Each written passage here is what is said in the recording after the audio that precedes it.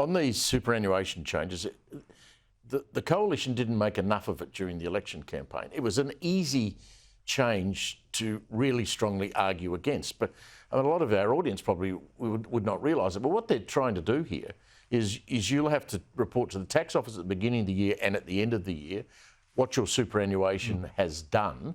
And if your superannuation has nominally gone up, and everyone hopes their superannuation does go up, everything that goes up over a $3 million level will be, the tax on that will be doubled. Yeah, no, that is exactly right. And so, you know, if you've got tax. gold or whatever, I mean, There've been wealth taxes. Things. You know, this is the beginnings of a wealth tax, basically, starting off in superannuation that may spread elsewhere later.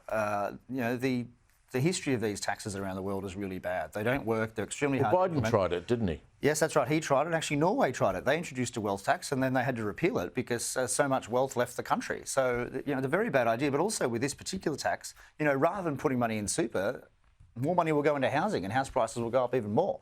So, you know, it's a disastrous idea. But, you know, this gets back to the Liberals. Maybe they can convince Labor to dump the unrealised component of it, you know, the capital gains unrealised component. That would make it a less bad tax, and that would be a better situation than if they negotiate with the Because most people, anyone who had more than $3 million in superannuation, you would think they'd have a pretty good financial advisor.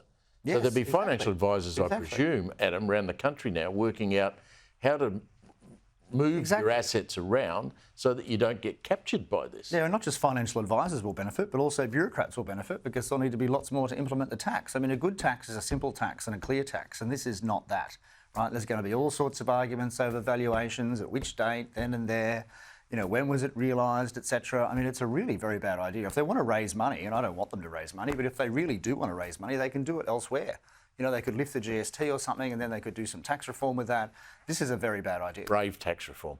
I've got to go to Rome in a sec. Just want to quickly ask you, Matt Canavan, you know him well? Yes, look, I've been friends with him for 15 years and he has a very fine economic mind. He's a good retail politician. I mean, of course I'm biased, he's a friend of mine, but I do think that he's the future of the National Party.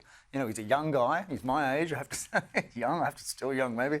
And, you know, I really hope he gets it. You know, I think he'd be great. Good on you, Adam. Thanks. Great to see you.